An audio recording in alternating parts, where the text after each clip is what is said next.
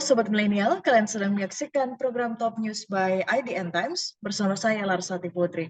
Selama 30 menit ke depan, kami akan menyajikan rangkuman Top News sepanjang hari ini, Selasa 6 September 2022.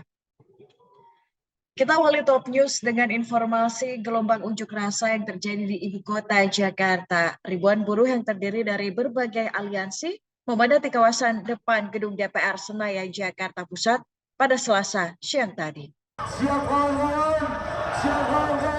Massa buruh terlihat mulai berdatangan pada pukul 10 pagi tadi, memulai aksi dengan kumpul di depan kantor TVRI, lalu kemudian melakukan long march ke depan pintu gerbang DPR RI. Salah satu peserta aksi membawa sebuah foto yang memperlihatkan wajah Ketua DPR RI Puan Maharani sedang menangis. Foto ini memang belakangan viral karena kenaikan harga BBM. Saat itu pun Puan masih menjabat sebagai anggota fraksi PDIP, menangis di dalam ruangan paripurna DPR RI karena memprotes kenaikan harga BBM. Presiden KSPI Said Iqbal mengatakan aksi puluhan ribu buruh ini digelar serentak di seluruh Indonesia. Siap aksi. Siap aksi. Yang direncanakan 34 provinsi, tapi akhirnya terkonfirmasi sekitar 20 sampai 25 provinsi. Diorganisir oleh partai buruh dan organisasi serikat pekerja. Ada KSPI, ada ORI, ada KPBI, ada KSBSI, ada Serikat Petani Indonesia, ada nelayan, ada guru honorer, ada pekerja rumah tangga. Meluas. Aksi ini dilakukan di DPR hanya satu, meminta DPR untuk membentuk panja atau pansus BBM. Pintu masuknya sederhana. Kenapa Vivo bisa menjual harga RON 8.900, tapi Pertalite yang selisihnya 1 RON, RON 90 jual 10.000. Ada apa dengan Pertamina? Ada apa dengan kementerian?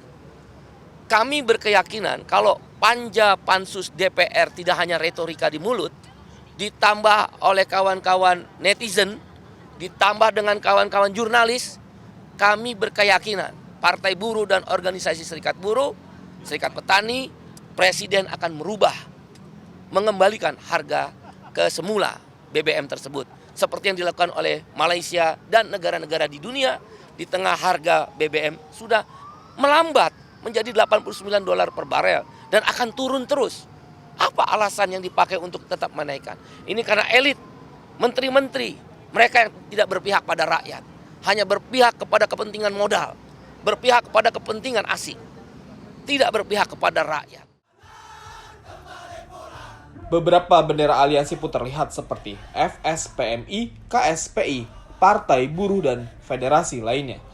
Aksi mereka membuat jalan di sekitar gedung DPR RI tersendat. Massa buruh ini pun menolak kebijakan pemerintah yang menaikkan harga BBM bersubsidi di tengah harga minyak dunia yang sedang turun. Sementara itu, Presiden Joko Widodo tak mempermasalahkan dengan adanya gelombang unjuk rasa yang terjadi di berbagai daerah. Meskipun Jokowi tidak menemui massa aksi, ia meminta aksi penolakan disampaikan dengan cara baik-baik. Kita simak pernyataan Presiden Jokowi saat mengajak Presiden Filipina ke Sarinah Senin malam kemarin. Ini disampaikan soal BBM, Pak, untuk merendahkan suasana aja mungkin, Pak. Besok katanya dari Ada yang ingin disampaikan mungkin ke masyarakat, Pak. ya ini negara demokrasi. Sampaikan dengan cara-cara yang baik. Ya. Terima kasih, Pak. Kita beralih ke aksi unjuk rasa di daerah lainnya, Sobat Milenial. Ratusan mahasiswa melakukan aksi demo kenaikan harga bahan bakar minyak subsidi di depan kantor DPRD Bima, Nusa Tenggara Barat pada siang tadi. Demo ini pun diwarnai dengan kericuhan dan satu orang peserta aksi dari Himpunan Mahasiswa Islam bernama Fauzia terluka. Di samping telinga akibat terserempet tembakan gas air mata dari petugas.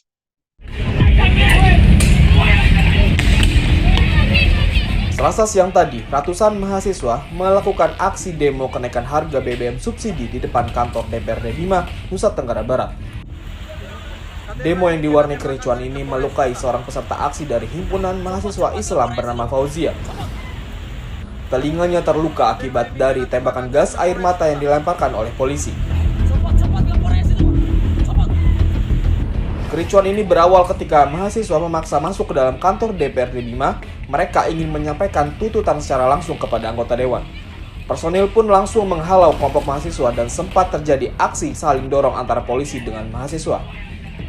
Seorang mahasiswa pun memukul anggota polisi. Petugas pun menembakkan gas air mata dan water cannon untuk memukul mundur massa aksi. Tidak lama setelah itu, massa mahasiswa sempat menduduki kantor DPRD Bima dan bertemu Wakil Ketua DPRD Bima, Aminullah. Kecewa karena tak direspon, mereka menyegel ruangan DPRD dengan balok kayu. Setelah itu, mahasiswa pun membubarkan diri dan meninggalkan lokasi. Sementara itu di Jawa Timur, sekelompok buruh bersama Ikatan Mahasiswa Muhammadiyah mendatangi kantor DPRD Jatim untuk menolak kebijakan kenaikan harga BBM subsidi. Kenaikan harga ini dinilai akan memicu kenaikan harga bahan pokok lainnya, serta memberatkan masyarakat dan memperparah kemiskinan di Indonesia. Kaum buruh dan mahasiswa di Jatim ini pun menilai Indonesia masih belum pulih dari kondisi pandemi COVID-19, serta bahan pokok lainnya masih mengalami kenaikan.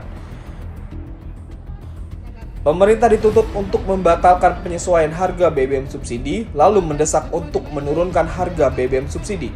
Pemerintah juga diminta untuk memperbaiki pengelolaan sumber daya alam dengan tujuan agar dikuasai sepenuhnya oleh negara dan diperuntukkan untuk kesejahteraan masyarakat.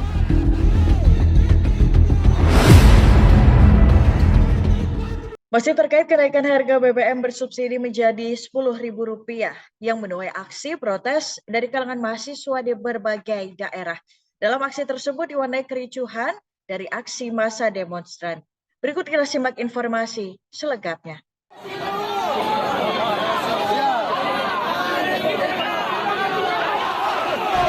Ujung dari kenaikan harga BBM bersubsidi menjadi Rp10.000 mengakibatkan berbagai unjuk rasa yang dilakukan oleh mahasiswa.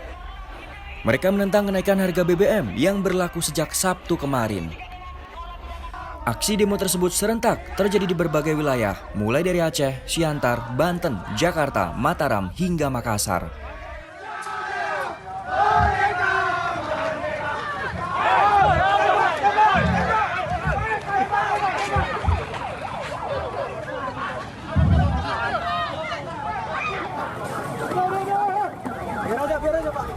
Mereka menolak tegas kenaikan harga BBM bersubsidi yang dirasa memberatkan bagi masyarakat. Tak hanya itu, mahasiswa juga meminta agar pemerintah dapat memberantas mafia BBM hingga menerapkan kebijakan bantuan subsidi tepat sasaran.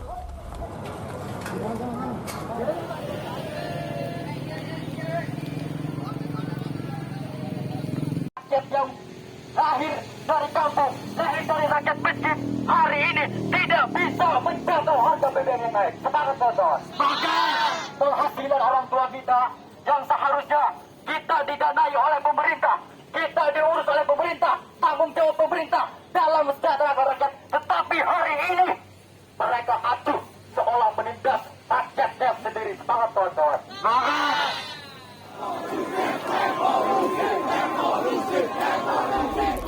Aksi demo yang awalnya berjalan kondusif justru diwarnai kericuan hingga terjadi bentrok dengan pihak aparat.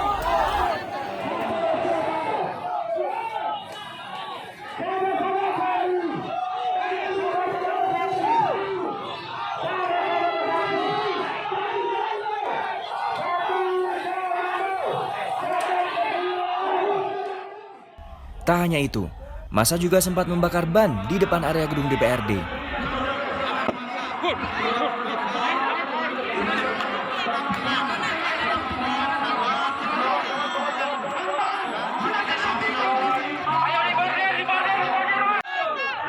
Dan saya terlalu dari tadi sangat mengucapkan Assalamualaikum warahmatullahi wabarakatuh. Massa terus memaksa masuk ke dalam gedung DPRD hingga mencoba mendobrak pagar dan barikade pertahanan polisi.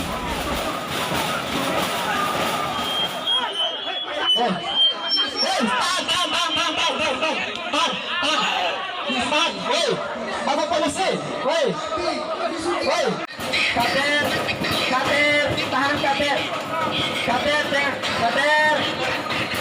tahan dulu Kader.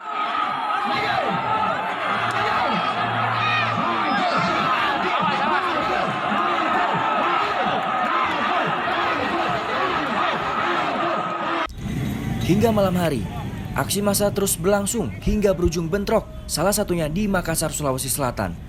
Demo yang berlangsung di depan kampus Universitas Negeri Makassar tersebut justru sempat diserang oleh sekelompok misterius.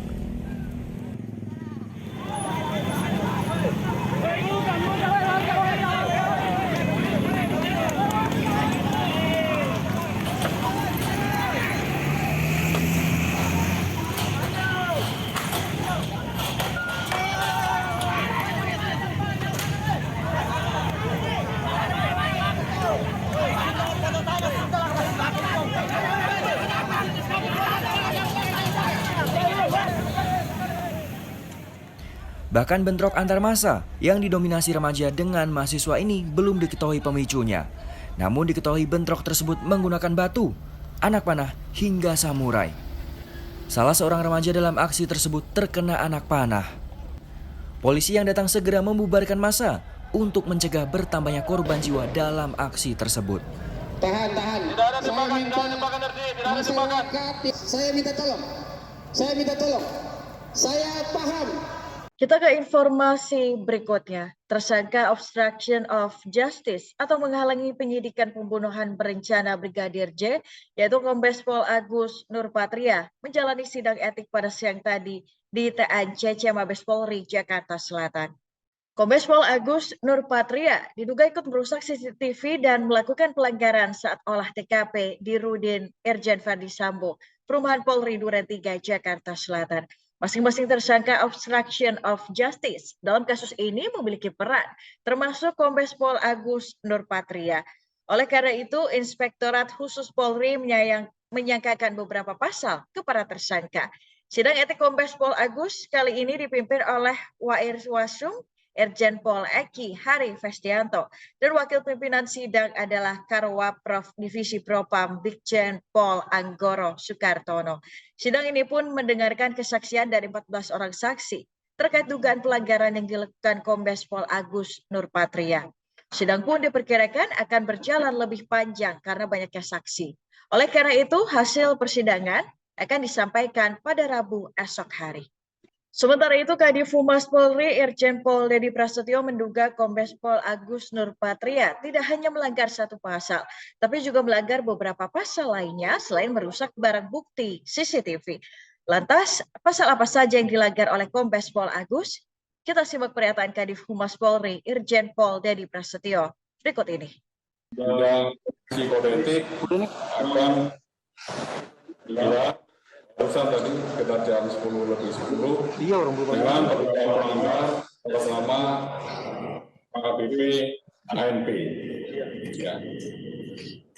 Untuk pimpinan sidang masih tetap yaitu Pak Wairwasum, kemudian untuk wakilnya Pak Karwaprof.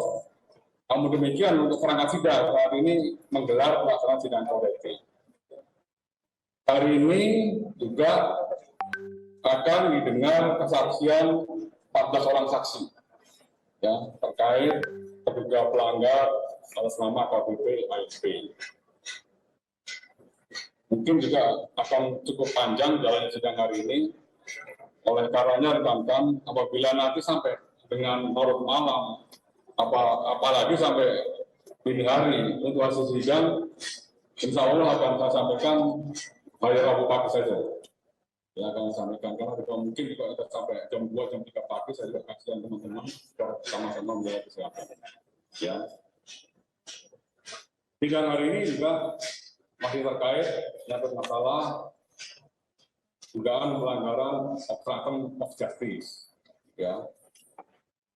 2 sudah disidang, hari ini masih ada lanjutannya, dan juga untuk pasal yang disangkakan terkait menyangkut masalah dugaan KBP ANP adalah pasal 13 ayat 1 PP nomor 1 tahun 2003 tentang pemberhentian anggota Polri, junto pasal 5 ayat 1 huruf C, pasal 8 huruf C angka 1, pasal 10 ayat 1 huruf D, dan pasal 10 ayat 1 huruf F.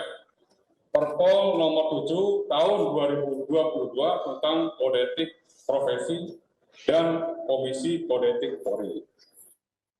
Ini nanti akan diuji oleh hakim komisi dan juga menggali pemeriksaan para saksi dan juga barang bukti yang dihadirkan oleh penuntut di sidang komisi kode etik ini, dan insya Allah malam nanti atau pagi dini hari nanti akan disampaikan, langsung diputus hasilnya oleh sidang komisi kode etik.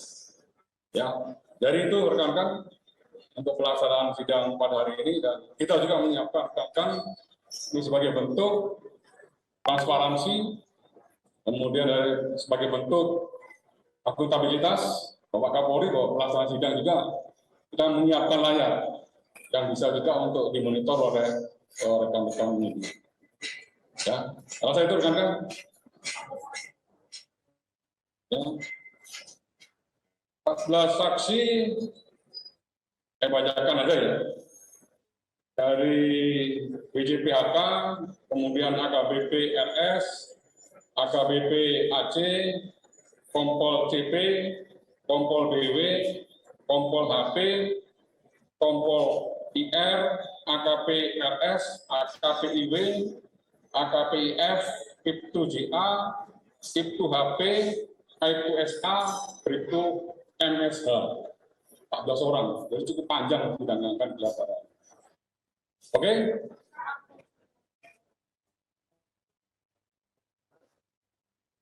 Nah, sampai dengan hari ini, saya dapat informasi dari Pak Kabak Prof, belum diterima memori banding. Meskipun belum diterima memori banding, proses untuk persiapan sidang banding sudah dipersiapkan oleh Pak Kabak Prof, berkomunikasi dengan Pak Kadif Hukum. Tetap berproses. Ya, kan masih ada kesempatan 21 hari.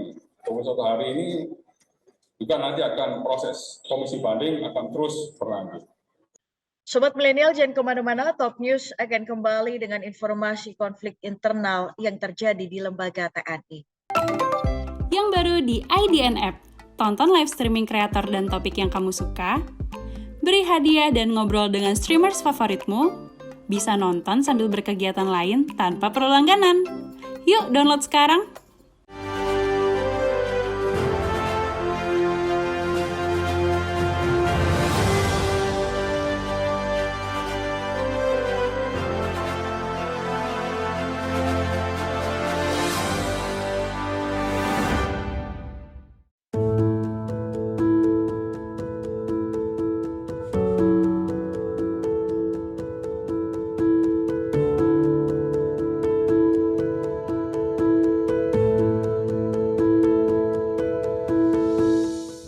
Halo teman-teman community creator semua, kalian apa kabarnya nih? Nggak kerasa ternyata IDN Times Community udah menginjak usia yang ke-5 tahun. Terima kasih buat teman-teman writer yang udah setia menemani kami selama 5 tahun ini. Banyak banget pengalaman seru yang kita alami bareng-bareng, mulai dari nulis dan ngedit artikel, terus ada kompetisi nulis, bahkan sampai kemarin ada acara Indonesia Writers Festival 2021. Aku apresiasi banget semangat dan ide-ide gila kalian bikin artikel itu keren banget. Tanpa kalian semua, pastinya IDN Times Community nggak bisa sampai di sini loh. Terima kasih karena kalian sudah bersumbangsi dalam upaya mencerdaskan kehidupan bangsa melalui tulisan kalian. Tulisannya semakin berwarna karena kalian. Terima kasih untuk pertanyaan, keluh kesah, cerita yang dibagikan, saran, kritik, dan masukannya untuk IDN Times Community. Karena pesan dan kepedulian dari teman-teman ini jugalah IDN Times Community bisa sampai sejauh ini. Jadi kita bisa berbagi ilmu, terus bisa saling belajar. Jadi jangan mikir kalau komuter saja yang belajar, editor juga belajar banyak kok dari kalian. Jangan patah semangat saat tulisan kalian direvisi atau di-reject. Belajar menulis kadang memang butuh waktu yang tidak singkat. Ingat, what doesn't kill you makes you stronger. Kami harap teman-teman community writer semua masih terus berjalan bersama kami ke depannya. Teman-teman community writers IDN Times dimanapun kalian berada, tentu kita bersyukur bahwa kalian sudah menemani kami semuanya di IDN Times Moderator selama 5 tahun terakhir. 2 tahun terakhir ini memang luar biasa berat, pandemi COVID Mungkin di antara kita ada yang sangat sulit ya, tetapi saya tahu lewat menulis, menuangkan kreativitas, ini bisa menjadi salah satu upaya untuk tetap bersemangat bersama ya. Semoga kita bisa pulih bersama, dan ternyata kreativitas dan tulisan-tulisan itu menginspirasi dan menemani pembaca dari IDN Time, khususnya community writer. Jadi mari kita bersyukur dan mari kita pulih bersama, pulih lebih kuat. Selamat ulang tahun ke-5 untuk IDN Times Community. Let's create what matters.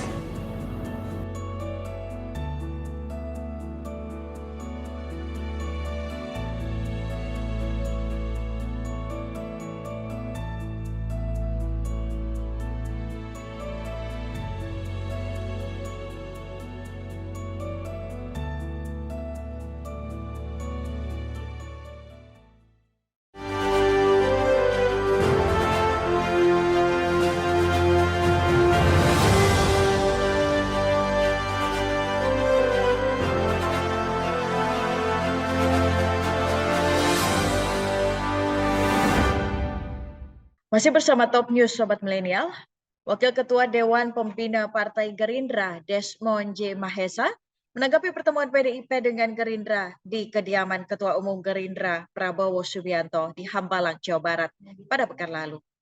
Dalam kunjungan itu, Ketua DPP PDIP Puan Maharani bertemu langsung dengan Prabowo. Desmond sendiri tidak mengetahui banyak terkait pertemuan tersebut.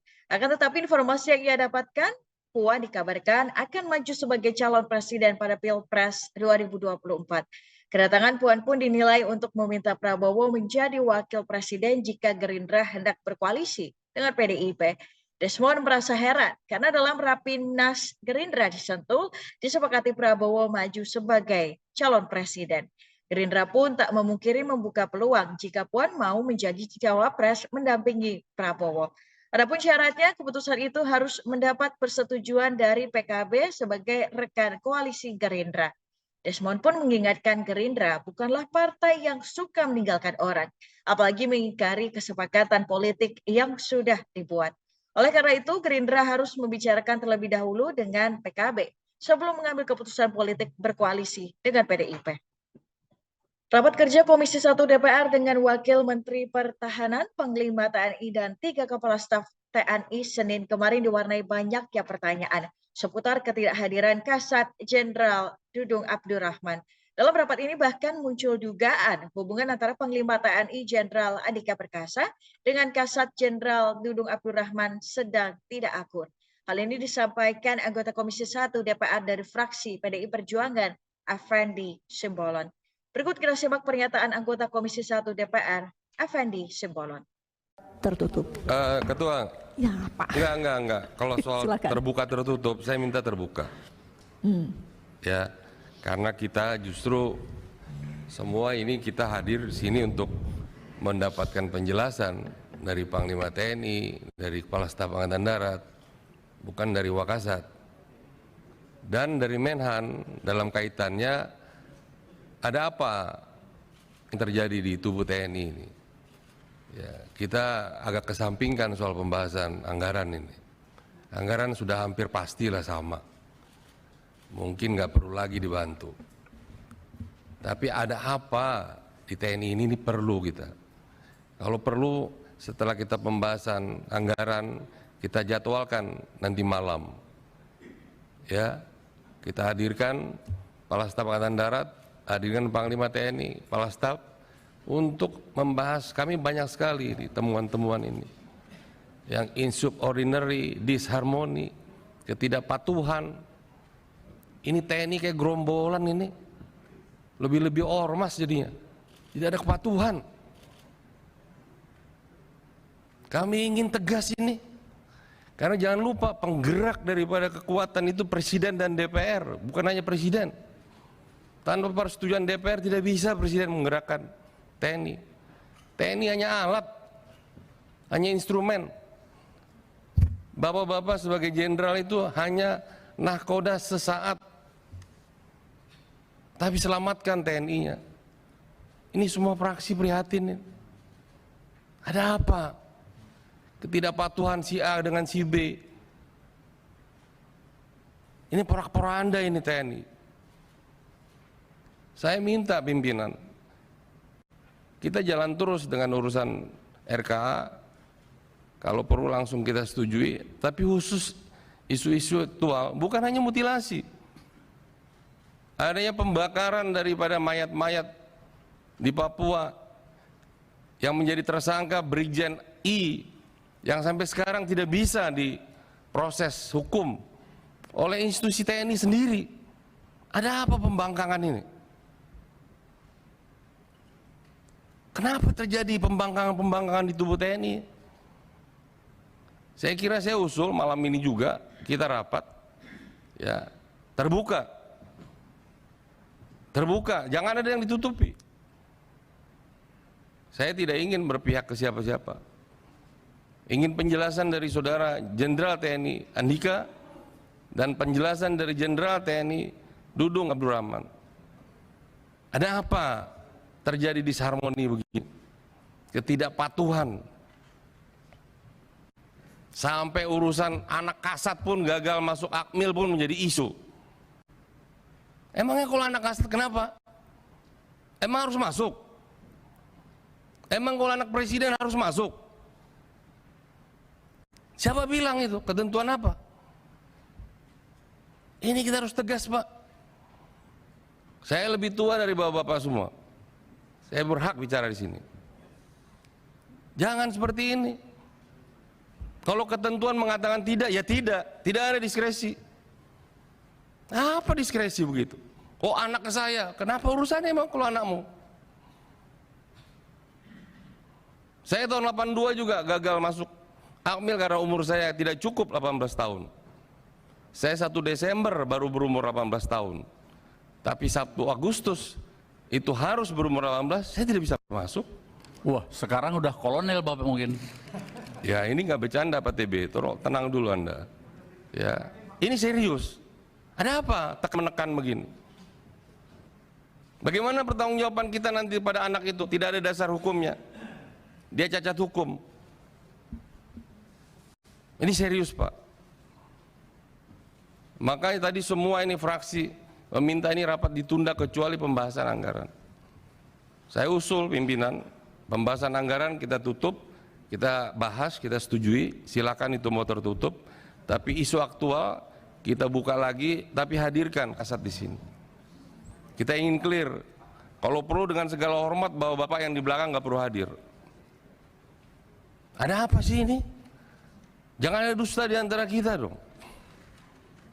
Masa setiap ada panglima, dari ke panglima ke kasat begitu terus? Dari zaman Pak Muldoko ini.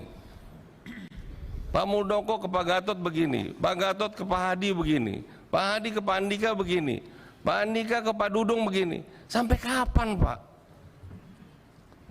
Kenapa kalian yang ego begitu? 450.000 itu tentara, bapak saya pun tentara. Kalian sudah menikmati amanah kok nggak bisa menjaga? Hanya ego-ego begitu saja. Kalian mau manggung jadi capres, jadi cawapres. Saya usul mendingan dihentikan semuanya. Pak Effendi. Enggak, ini serius, agar ini semua kita jangan menganggap isu ini isu sederhana. Saya mohon. Iya. Ya, nanti kita isu buatkan. aktual dibahas, yang bersangkutan hadir di sini. Saya tidak permasalahkan mau wamen, tapi wamen pun menteri pun harus hadir sebenarnya sebagai pembina Pak. Agar clear kita. Saya tidak ingin menyalahkan siapa-siapa. Saya ingin mendapatkan penjelasan dari bapak-bapak yang dapat amanah, dapat kepercayaan dari presiden, dari kami, ya seperti apa yang terjadi di tubuh TNI. Terima kasih Ketua. Terima kasih Pak Effendi. Jadi senada dengan tadi kita akan buatkan rapat khusus untuk isu-isu aktual karena hari ini Kasat tidak hadir. Sayang sih Pak Wakasat, tadinya bisa bareng-bareng tapi kita terpaksa meluangkan waktu lagi di tengah kesibukan agenda Komisi 1. Tapi tidak apa-apa karena isu ini amat penting. Jadi Pak Effendi ini bisa jalankan. Tadi semua sudah sepakat, saya sudah ketok. Jadi ini sudah masuk ke rapat RKAKL 2023. Tapi tolong jadwal yang itu ditetapkan sekarang juga Bu. Pak Kasatnya nggak ada nanti. Kita yang menetapkan. Kita tetapkan mau besok mau lusa, kita yang menetapkan. Kita yang punya kewenangan kok. TNI itu kehormatannya kepatuhan, Pak. Ya, nanti sambil kita cek jadwal kita, karena jadwal kita juga kan harus dicek ya. Jadi kita tadi sudah saya buka, saya skors untuk area bisa di-clear, teman-teman wartawan dengan segala hormat. Kita harapkan dapat meninggalkan ruangan karena rapat kami akan segera kita Ketua, mulai. seharusnya pertanyaan boleh terbuka, jangan diatur kami. Tapi kalau bapak-bapak ingin tertutup, silakan bapak yang minta tertutup. Tapi jangan rapatnya ditutup. Kita hak kedaulatan konstitusi kita di sini kok. Saya ingin bicara kok, detail ini. Ya, kita tanya aja ya. Ya, silakan tanya. Kita nggak ngatur, cuman ini tadi masukan yang saya dengar. Bukan, maksud saya, silakan kalau bapak-bapak dari TNI ingin tertutup, pada saat beliau menjawab silakan. Tapi kalau dari hak konstitusional saya ingin pertanyaan saya terbuka. Karena biar didengar oleh Republik ini. Pak Mitra dulu, Pak Wamenhan, presentasi penjelasan RKKL bisa dibuka? Sobat Milenial jangan kemana-mana, Top News akan kembali setelah pesan berikut ini.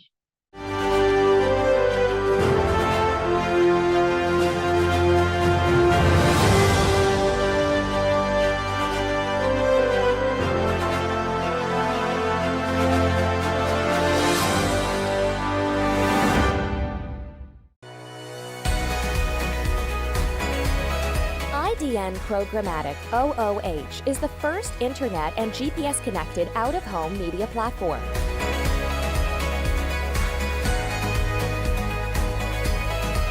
Creating public-private partnership with the city we operate in, we utilize taxis and ride-sharing vehicles for distribution and scale. Our proprietary technology provides granular audience targeting from hyper-local location, time, weather, to dynamic content.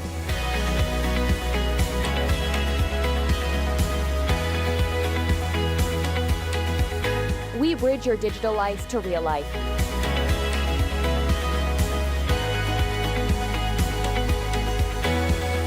Our innovation revolves around engagement and impact with emphasis on action.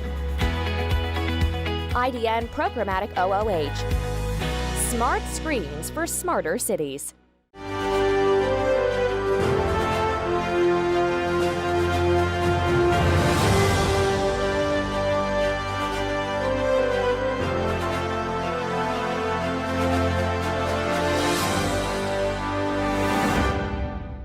Kembali lagi di Top News Sobat Milenial.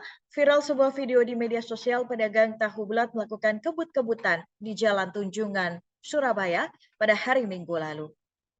Dalam video yang diunggah pada akun @asli_surabaya dengan durasi 15 detik tersebut memperlihatkan 3 motor roda 3 milik pedagang tahu bulat tengah kebut-kebutan di Jalan Tunjungan. Mereka terlihat sedang balapan di tengah jalanan yang sepi, dengan kecepatan cukup tinggi yang tidak disertai dengan pengaman seperti helm. Menurut Kasatpol PP Surabaya, Edi Kristianto, berdasar pantauan CCTV, aksi tersebut dilakukan 1 kali dan berlangsung di atas jam 12 malam. Untuk mengantisipasi adanya kebut-kebutan, kini pihaknya tengah gencar melakukan patroli dan tak segan memberikan penindakan apabila menemukan kejadian serupa. Kita beralih ke informasi berikutnya. Presiden Joko Widodo mengajak Presiden Filipina Ferdinand Marcos mengunjungi Gedung Sarinah usai melakukan pertemuan bilateral di Istana Kepresidenan pada Senin kemarin. Usai menerima kunjungan kenegaraan Presiden Filipina di Istana Negara, Presiden Jokowi mengajak Ferdinand Ramos untuk mengunjungi Sarinah. Kunjungan kedua negara tersebut ke Sarinah bermula dari keinginan Ferdinand untuk melihat produk-produk asli Indonesia. Hal ini pun disampaikan kepada Presiden Joko Widodo usai melakukan pertemuan bilateral dengan Presiden Filipina beserta jajarannya. Presiden Jokowi beserta Ferdinand Ramos tiba di Gedung Sarinah pada pukul 18.30 dengan dilanjutkan melihat beberapa produk retail buatan asli Indonesia seperti sepatu dan tas. Dalam kesempatan yang sama, Jokowi menyerahkan lukisan tradisional market yang menggambarkan kegiatan transaksi jual beli di masyarakat kepada Presiden Filipina Ferdinand Ramos. Selain melihat beberapa produk retail, kedua pemimpin negara tersebut disuguhkan beberapa pertunjukan kesenian berupa dari mulai pertunjukan musik hingga tarian cendrawasih yang berasal dari Provinsi Bali. Informasi tadi menutup perjumpaan kita hari ini. Sobat Milenial, terima kasih sudah menyaksikan Top News. Ikuti terus perkembangan berita-berita terbaru hanya di IDN Times. Dan saksikan terus Top News by IDN Times setiap Senin hingga Jumat pukul 18.30 waktu Indonesia Barat. Dan jangan lupa untuk download IDN App. Saya Larsati Putri bersama tim yang bertugas mengucapkan terima kasih. Terus patuhi protokol kesehatan dan sampai jumpa.